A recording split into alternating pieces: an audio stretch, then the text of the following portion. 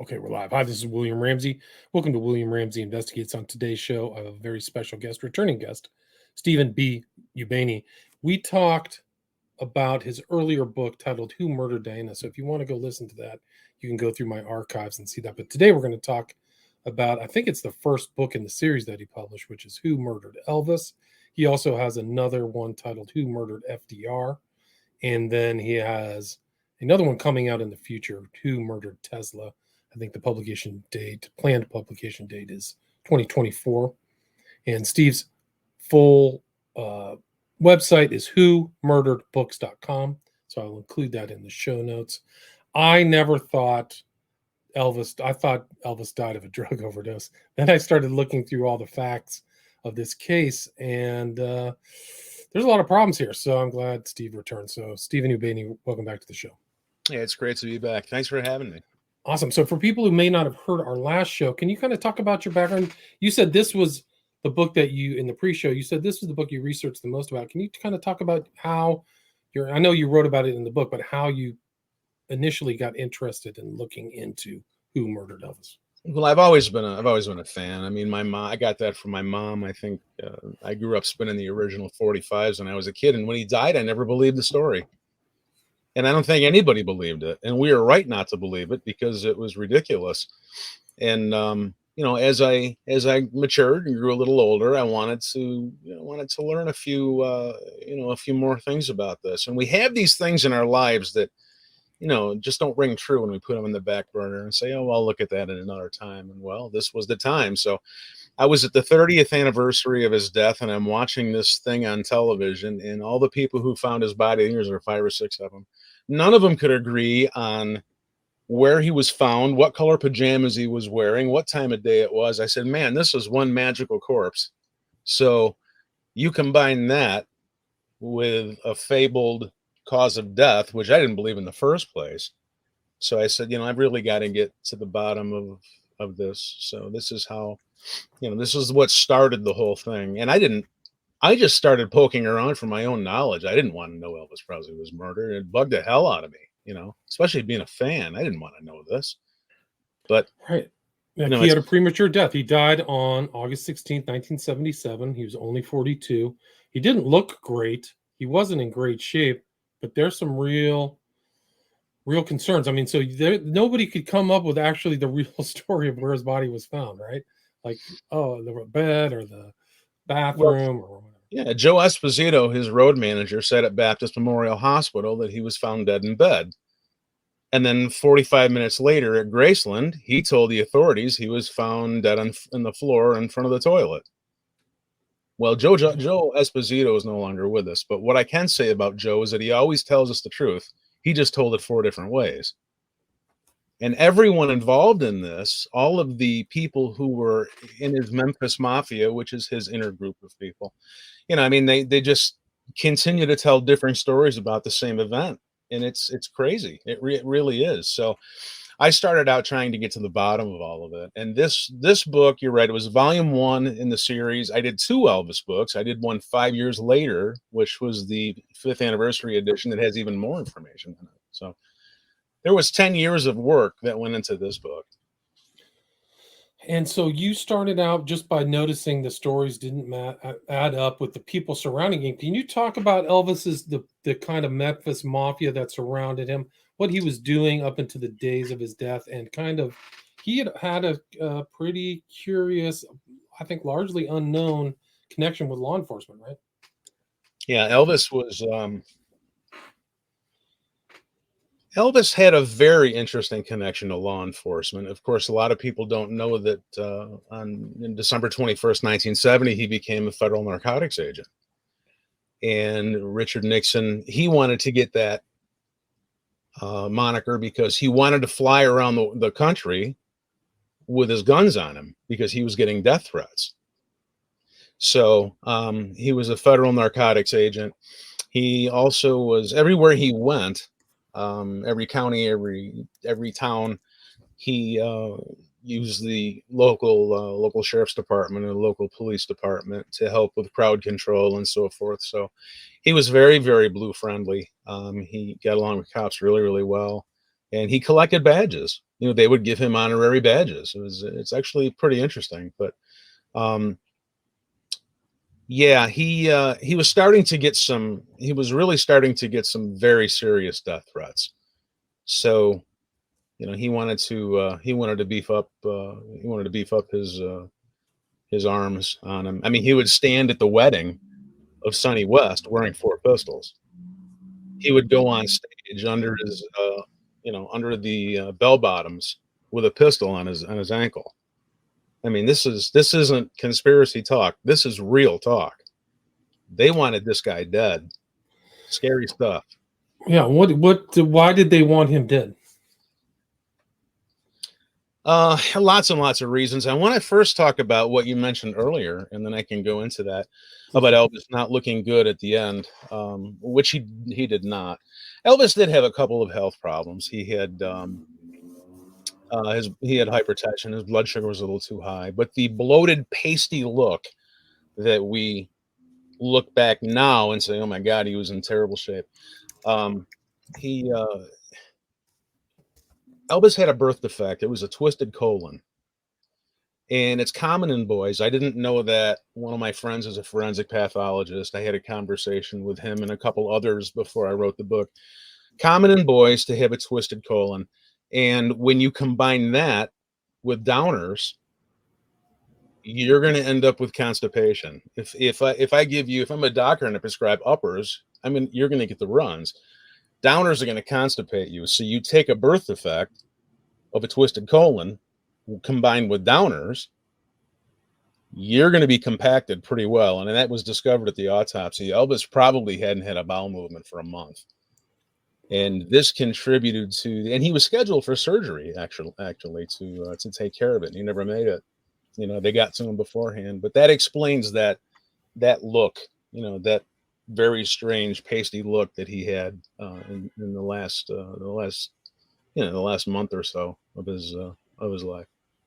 Right, but he also was on drugs too. I mean, he had a huge the narcotics that he was taking were confirmed. Isn't that true? Yes and no. Prescribed and taking were two different things. In 1976, Elvis Presley almost went bankrupt. He was the biggest taxpayer in the state of Tennessee. So his father had to take control of his finances to keep him solvent.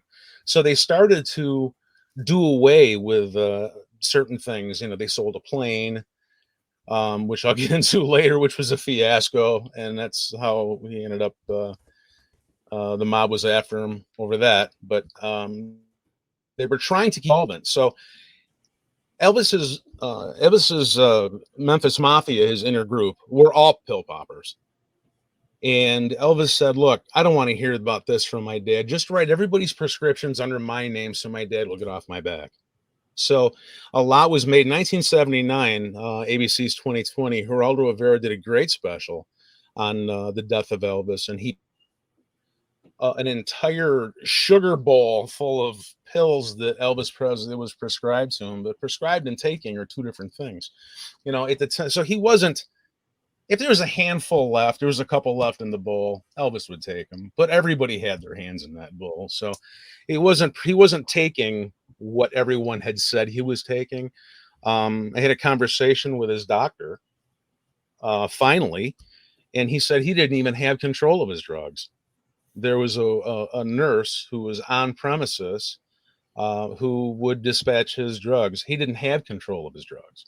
So everybody's saying, he overdosed, he did this and that, is not even close to being true. I mean, this all melts away under the scrutiny of real investigative work. So at the time he dies, there are 3 toxicology reports done on Elvis Presley.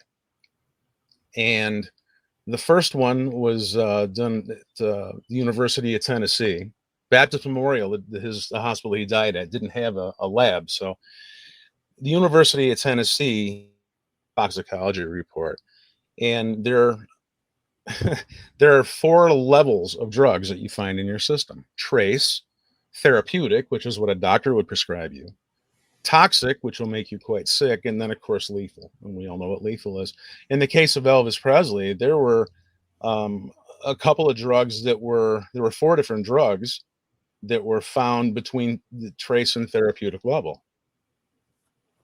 So, you know, then they didn't like that verdict, so they had another one done, because if all you have is a hammer, everything starts to look like a nail, right? So somebody said he died of a drug overdose, so they're looking for these drugs, man. They got to find these drugs. So they do another toxicology report. A place around the corner from the hospital, which has never been confirmed, and their results were the exact same thing. So they can't figure out what killed this guy. So finally, a few days later, Jerry T. Francisco, who was the medical examiner who was in charge of the autopsy, had promised everyone that he was going to have a verdict that night at 8:00. Because Noguchi took 11 days to come up with the results of Marilyn Monroe's autopsy.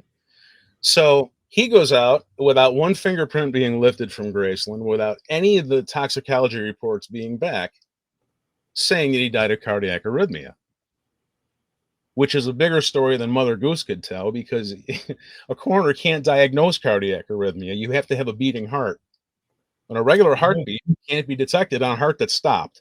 Makes no sense. So, and the story. And he had no diagnosis of that before the date of his death, right? So nobody had never been taking drugs or anything for it. Dr. Nikopoulos bore the brunt of this, but he had done he'd done everything to check Elvis. Dr. Nikopoulos got a bad rap. He really cared for Elvis. He was really a very nice man, and I think that he took a lot of heat that was brought down on him. But so finally, they're still looking for these drugs, right? Right. And this is where the murder part comes in, and I'll tell you the end from the beginning, and then I go backwards in the story. Okay. Finally, they take tissue samples and they send them out to bioscience laboratories in California, which at the time in 1977 was the place. They had the top stuff anybody could want, best equipment, and they had it out there, and they put it under an assumed name, and it came back that Elvis Presley had a laundry list of drugs in his system, and he had codeine in his system at 11 times the lethal level. Sounds great, right? Great story. Wrong. It's not true at all. I don't even know how this happened, because Dan Warlick, who was was at the autopsy, who was the person who dissected Elvis's, was dissect his vocal cords, his larynx, looking for some sort of swelling, looking for an allergic reaction of some variety. And there was none. Elvis Presley was allergic to codeine, very allergic. He almost died of anaphylactic shock in 1968. Everyone knew to keep codeine away from Elvis Presley. Well, if there's no sign of anaphylaxis in the body, how can it be 11 times the lethal level at the toxicology report? If it's not in the body, it can't be in a toxicology report. It just can't. So they take this erroneous toxicology report and they give it to my friend, Dr. Cyril Wecht, who had no idea that the first two toxicology reports had been done that showed virtually no drugs in Elvis's system. And they put him on camera, and he tells to the waiting world, this laundry list of drugs that would have killed a herd of cattle, and none of it was true. So we have a gigantic cover up here. So why did they want Elvis Presley dead? It's going to be really hard to encapsulate that in the time that we have. Elvis Presley's manager, Colonel Tom Parker, was in the mob.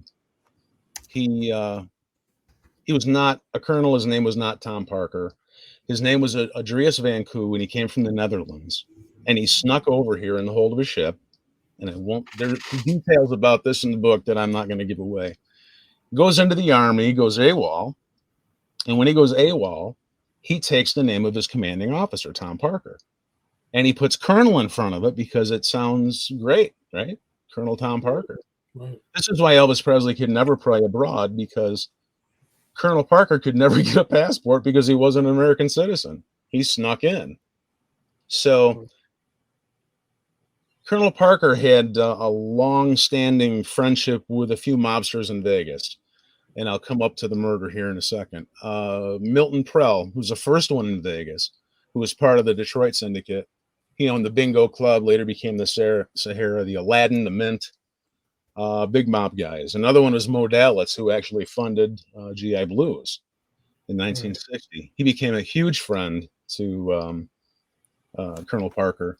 You have a picture, sorry to interrupt, but you have a picture of Elvis with Milton Prell, right? Yeah, there's a lot of pictures in the book that you're not going to find other places. And Mo Dallas owned, the Desert Inn and the Stardust, and he was from the Cleveland Syndicate. And these are the people that Colonel Parker was hobnobbing around with, because he was managing Minnie Pearl and Gene Austin and Eddie Arnold, and he was a carnival barker back in the country he came from. So to manage talents like this was natural to him. He was a genius. Colonel Parker was a genius. So here we have his manager in with the mob, things that he didn't want to do. He didn't want to do those movies. There's a picture, speaking of that picture in my book, there's a picture on the set of GI Blues, and everyone in the picture is smiling except Elvis. Elvis was miserable doing those movies. And I have to tell a story and then I'll get to the murder. I'm sorry, I don't mean to lead you along. No, so the background is very important to know. It's really good. Really sure. Good. I won't mention the fellow's name because I spoke with him and he didn't want me to mention his name, but Elvis was so fed up with these movies. They were reading a script, and he had a home in California, and he was reading the script, and actually know this gentleman quite well, but he didn't want me to use his name. And he said, Elvis is flipping through the script, and he flips out, and he said, well, I can't tell you the language he used, but he said, I'm a speedboat racer, and the last one was a motorcycle racer. The next one is a motorcycle racer, a speedboat racer, stock car racer. It's the same script. I'm not doing it. I've had it. And he takes this script, which was, it must have been 100,000 pages if you've ever seen a movie script. And I mean, they were burning these movies out at 30 days a movie. Right. Yeah. And he throws it up in the air. And he said, I'm not going. So the next day he doesn't show up. This is how much he hated this, being forced into it. So the next day, RCA came up, Colonel Parker came up, someone from the studio came up, the director came up, and it was made very, very clear to Elvis that you're going to do these or you're not going to do anything else. And there were people in the room who heard this, and they weren't threatening his career. So after this happens, Colonel Parker pulls him aside, again, overheard by 3 or 4 people, 2 of which I know knew well, they're no longer with us. And he said, I'm going to do this, I'm going to do this, you're going to do this, you're going to do this. And since I'm doing all this work for you, it's now a 50-50 split. And Colonel backdated it from the beginning of the year, almost as punishment. So it was a 75-25 split. The deal was Elvis would get 75% and he would pay all the expenses. So Arnold, the 25% that Colonel took was 25% legally, and he would sell buttons and shirts and posters, and nobody would ever get a cut of it. So the mob is starting to surround Elvis Presley. And when he gets married, he can't even plan his own wedding. And these are the same people who controlled Frank Sinatra's career. Okay. So when Elvis gets married, he goes on Frank Sinatra's jet to Milton Prell's hotel. Colonel plans the wedding with all of his mob buddies. Elvis is trapped. I always looked at Elvis on stage and said, man, it'd be great to be Elvis. Elvis was miserable. Elvis even married Priscilla at Prell's apartment in Las Vegas' Aladdin Hotel, right? So very curious place for that famous of a guy to get married. Yeah. And there's things that I won't say on air about that marriage either, but very, very curious. So Elvis is in misery. He's in a velvet jail. He can have any girl he wants. He can have any car he wants. He can have any motorcycle he wants, which is great for a few years, but he has no freedom. He can't do anything. He's got golden handcuffs, and he gets sick of it. And they're starting to extort more money out of him. Now that the mob is partnered with Colonel Parker, now Colonel Parker is being threatened. Why? Because the mob knows that he's not a citizen. So they're squeezing him. So the more they squeeze Colonel Parker, the more Colonel Parker squeezes Elvis. When Elvis died, he only had $1 million in the bank. Where the hell did all the money go? Elvis sold 6 billion records. And this is at a time, actually, they don't have an accurate count. It was at least that. The Recording Industry Artists of America started tallying record sales well after Elvis had his biggest years. 6 billion records? That's incredible. Where'd all the money go? Which is probably going to be the focus of another book I'm going to write on Elvis at some point in the future. So Elvis is swimming in mob. He can't get away from him.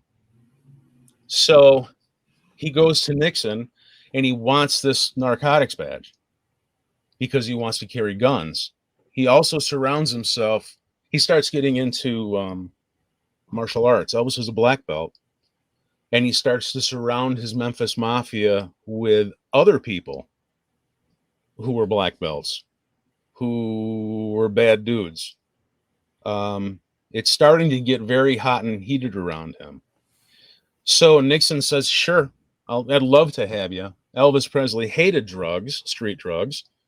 One of the things they wanted Elvis to do during the 2 months a year that he spent through his contract working at the International Hotel, which became the Las Vegas Hilton, and who the hell knows what it is now. Everything's changing out there. Was to hide FBI agents in his band. So their job, I mean, Elvis's road crew was 21 tractor trailers. That's how big his show was. So, I mean, you only need, who needs 5 backup vocal singers, right? So he was hiding these FBI agents in his band, and their job was to bring down the mob. They were all caught, all of them. So Elvis died very mysteriously a few days before he was supposed to turn state's evidence against the mob. And how they murdered him, I'm not going to give it away, how they murdered him was a situation where the mob's very good at a few things, okay? One of them is creating causes of death that are very, very hard or impossible to even detect. And I go into it in the book. I won't go into it here. But Elvis got stuck between the mob and the FBI. And so many of the high-profile people did. And it's very hard for me. I've been looking into this for about 15 years now. I got 2 books written on it. And I'll probably do a third at some point. It's very difficult for me, even with everything that I know, even with all of the Memphis Mafia I've talked to, even with speaking with his doctor and talking to the people at the autopsy. It's very interesting when I watch him on stage, or I watch like Aloha from Hawaii or something, or I'll watch a movie. I still can't come to grips with the fact that they murdered this guy. It's very hard to come to grips with. It's incredible. He was young, 42. I mean, the achievements that he had were incredible. I mean, but the people that he was surrounded with, he had already divorced Priscilla. He had relationships with women that he was never going to marry. He was not interested in marrying again, right? Well, it depends on who you talk to. Okay. This is some of the official fiction and what you decide to believe. Apparently he was engaged and he was going to marry another girl. Allegedly. Who knows if that's true? I mean, a lot gets stuck up in legend and lore. It's very hard. When I write these books, I have to be Mr. Spock, kind of. And I can't, I have to look at the logic of it and the evidence of it. And the evidence is absolutely, the evidence is fantastic. When Colonel Parker died, when Elvis died, Colonel Parker was probably one of the most degenerate gamblers we've ever seen. When he died in 1977, he owned $32 million to the Las Vegas casinos. Wow, that's incredible. He kept booking Elvis there, and it was $40 to watch Elvis with a gourmet meal, and people certainly would have paid more. Elvis got great attendance records, and Colonel Parker was at the tables. And it was incredible that, I hate to keep using that word, but I mean, I don't know if there is another word, that all of this mix is going on around this country kid who could just sing. I mean, it was just amazing. This is why Elvis hated the business end of it. He just loved to go on stage and sing. He hated the business end of it because he knew they were all corrupt, and he knew that they were all trying to steal from him. And they were. And they were though.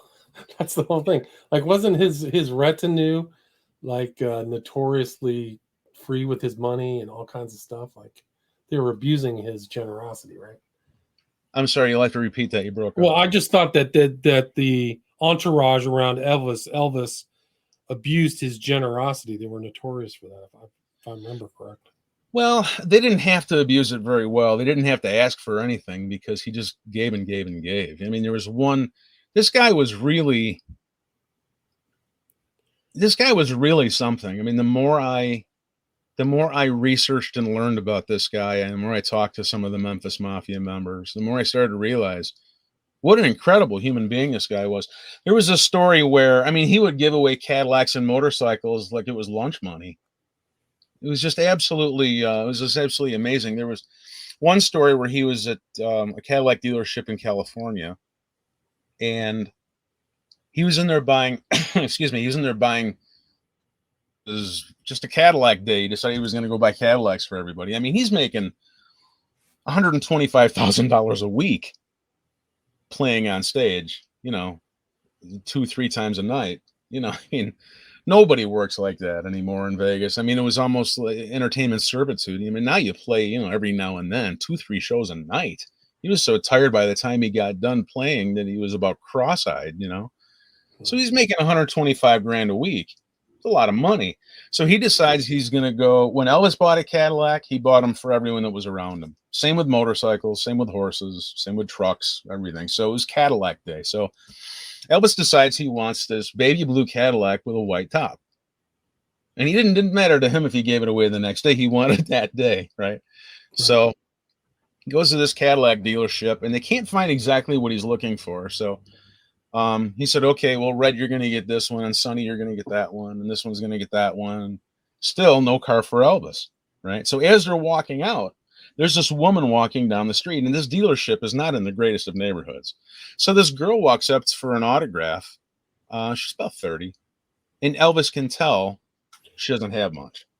She looked a little shabby. So she said, what are you doing here?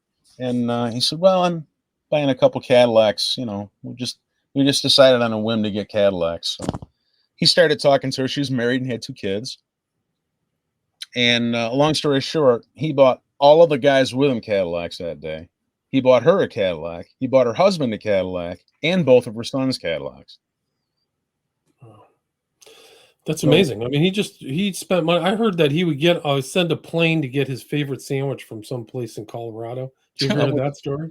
Wouldn't surprise me. Yeah. Like, I just want that sandwich. Send the plane.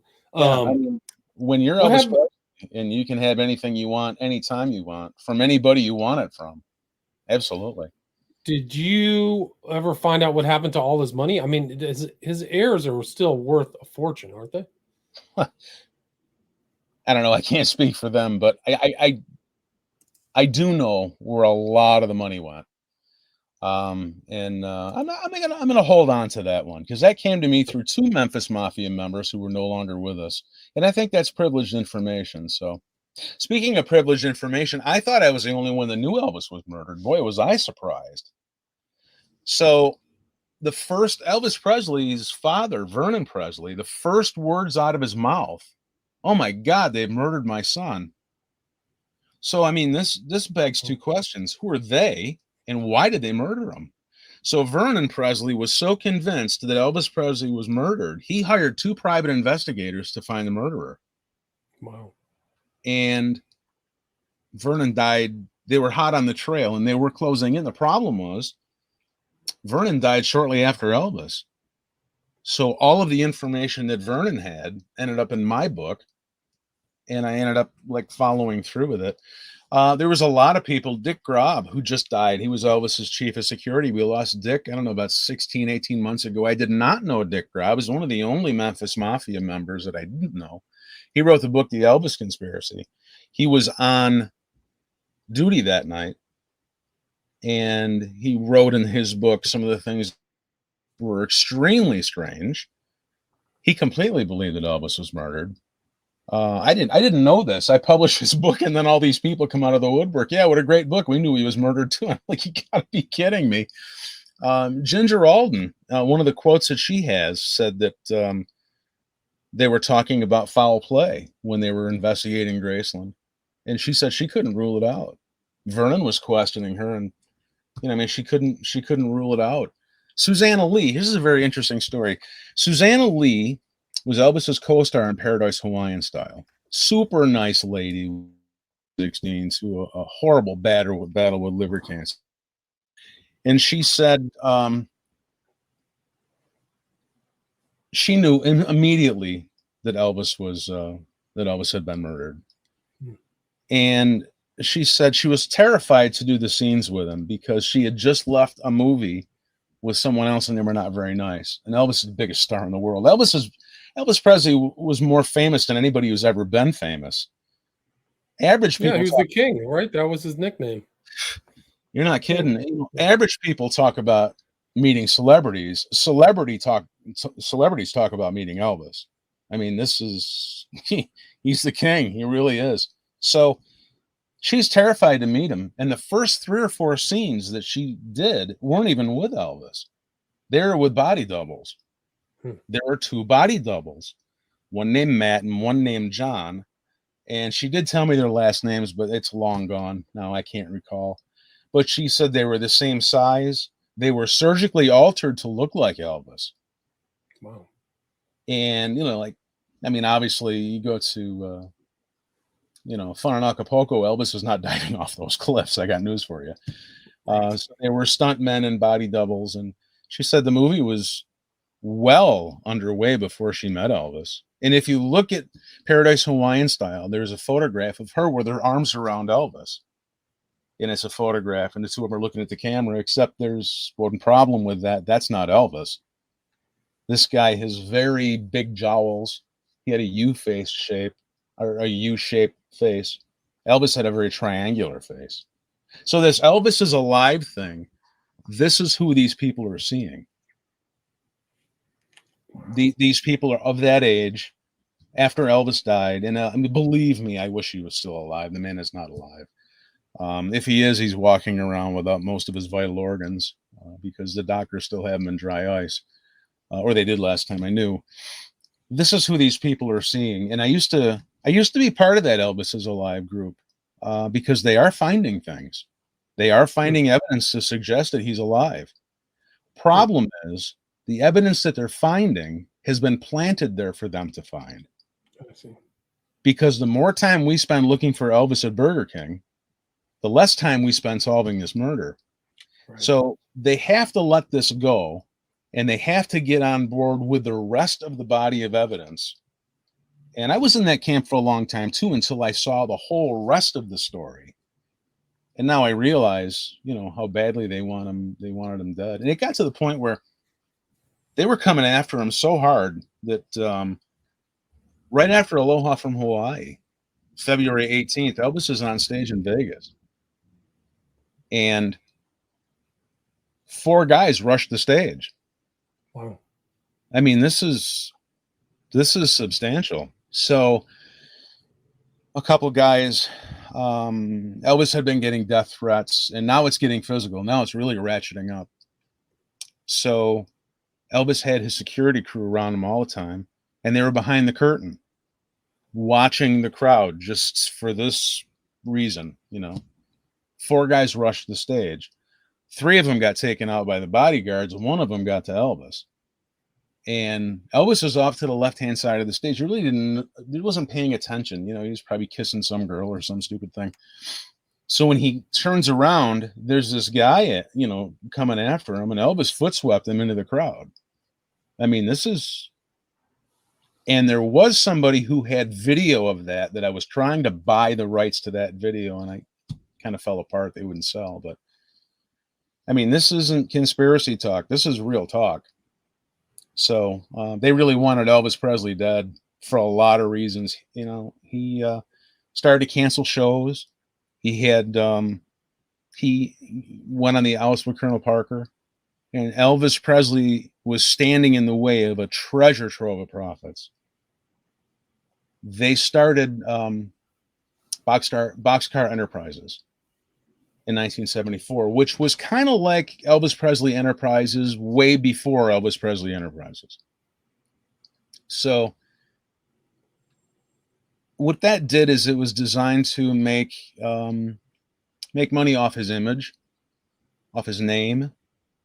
And Elvis got a piece of it, but like most of Colonel Parker's business dealings, it was grossly unfair to Elvis. So you have to ask yourself, August 16th, 1977, if you're old like I am, you'll know where you were when this happened because the world gasped. Right. All right. How did they have Diana's death? Yeah, people remember when they were. How did they have all the records printed up ready to sell? How did they have all the T-shirts printed up in front of Graceland to sell if they didn't know he was going to be murdered, or if he wasn't, you know? I mean, this is 1977. It's a little hard to today with more technology. I mean, you can spin off a record like that. It takes a while. In 1977, I mean, this is vinyl. So you have to ask yourself, if you're a conspiracy person or not, how the hell did they have all of them printed way ahead of time? It's very interesting. Very interesting question. Very interesting. Speaking of questions, somebody has a question for you. Can you answer? Kindness Cake asks, can Stephen elaborate on any FBI involvement, please? I'm sorry, involvement by Elvis, you mean? Just in the situation, like, was he affiliated with the FBI or anything like that? Elvis definitely became an informant for the FBI. Or I don't know if it was specifically for the FBI, but he had a great working relationship with Nixon and those types of FBI, alphabet agencies and our law enforcement, because you have to realize we had just gone through the radical 60s. We went through the Vietnam protests and people were sick of it. And Elvis was very patriotic and he wanted to do his part. He wanted to take down this drug element because Elvis had a daughter and he was worried about what was coming up in America. He didn't want his daughter to grow up in that America. So he definitely was, he got his federal narcotics badge for lots and lots of reasons. And there are pictures in my book. Again, let's talk about getting the book. I mean, if you really want to get this book, grab it. They're going away, actually. Physical books are going away. I have, a handful left. And when they're gone, they're gone. I'm going all digital. I've had it with physical books. I'm tired of the supply chain issues. I'm tired of the price bouncing all around. And it's getting to the point where I have to sell a book for $30. And I'm not going to do that. I've just had it with the entire thing. So I'm going all ebook and audiobook very soon. So if you want your physical books, get them. Go to whomurderedbooks.com and I'll even autograph it for you. I've got an autographed copy right here myself. So I'm very pleased. I mean, that's it. I'm done with physical books. I got a handful left, and when they're gone, they're gone. Right. So yeah, it was the